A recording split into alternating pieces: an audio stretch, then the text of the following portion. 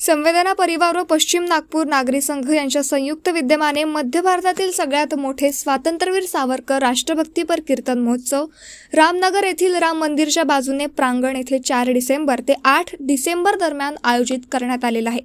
या प्रसंगी प्रसिद्ध कीर्तनकार हरिभक्त परायण श्री चारुदत्त हाफळे यांच्या वाणीतून कीर्तनाचा आनंद लोकांना घेता येणार आहे। संवेदना परिवारातर्फे आयोजित कीर्तन महोत्सवाचे हे 5वे वर्ष आहे।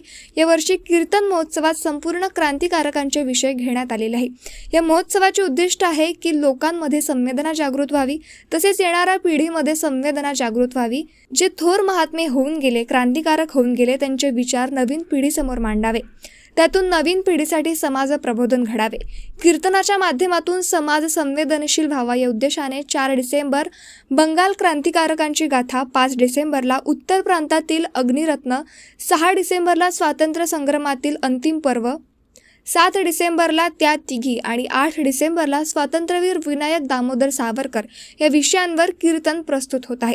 या कीर्तन महोत्सवात आनंद घेण्यासाठी नागरिक भरघोस प्रतिसाद देत आहेत। संवेदना परिवार आयोजित कीर्तन महोत्सवाचं हे 5वं वर्ष आहे आणि दरवर्षी मिळणारा प्रतिसाद वाढता आहे। कीर्तनाला नागरिकांनी मोठ्या संख्येने येणं आणि ग्राउंडसुद्धा भरणं संवेदना परिवार महोत्सवाच्या या महोत्सवातच ते होत आहे। तर यावर्षी आम्ही संपूर्ण क्रांतिकारकांचे विषय घेतले। 5 दिवसीय कीर्तन महोत्सव आहे।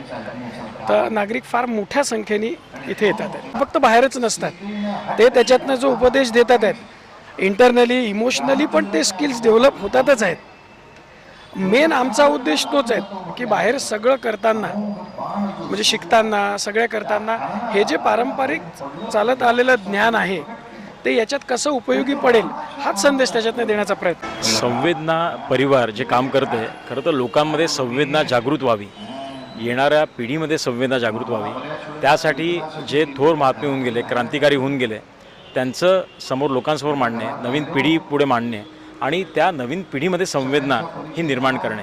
तर मला असं वाटतं त्यासाठी आम्ही एक कार्य करतो। साहजिक आहे, त्यामध्ये सगळ्या यंग पिढीसोबत जी आजची नंतर त्यांची जी नंतरची किंवा आधीची पिढी आहे त्यांच्यासोबत VIP आणि बाकी पण लोकांचा सर्व याला प्रतिसाद चांगला मिळतो आणि आता हे 5वं वर्ष आहे। याच्यानंतर पण हे सातत्याने चालूच राहणार आहे आणि आपल्याला नवीन खरं तर पिढी ही जागृत करायची, संवेदनशील पिढी आपल्याला बनवायची आहे। त्यासाठी आमचा हा प्रयत्न। एक लक्षात घ्या, स्किल कीर्तनकार जे आहे किंवा परवा पण आमच्याकडे जे आत्ता वक्ते येऊन गेले, अनेक भैयाजींनी सांगितलं किंवा याच्या आधी पण, कीर्तन ही जी पद्धत आहे ही आपली पुरातन म्हणजे काळातनं चालत आलेली पद्धत आहे। आपण प्रबोधन करावं तर संगीतातनं कुठले जुने उपदेश, कुठल्या जुन्या उदाहरण ते घेऊन कसं उपदेश समाजाला केला पाहिजे, तर कीर्तनकार हा करता प्रबोधन करतो नवीन पिढीला त्या प्रकारे वागण्याचा। तर मला वाटतं ही कला आहे जी जोपासण्याचं पण का होईना, पण त्याच्यातनं समाजामध्ये काहीतरी संवेदनशीलता जागृत करणं, जुन्या लोकांचं त्यामध्ये आपण आठवण करणं आणि अशा प्रकारे त्या कलेचं एक मोठं मंदिर, व्यासपीठ अशा लोकांसाठी उभं करणं, हे आम्ही काम करतो आहे। आणि नक्कीच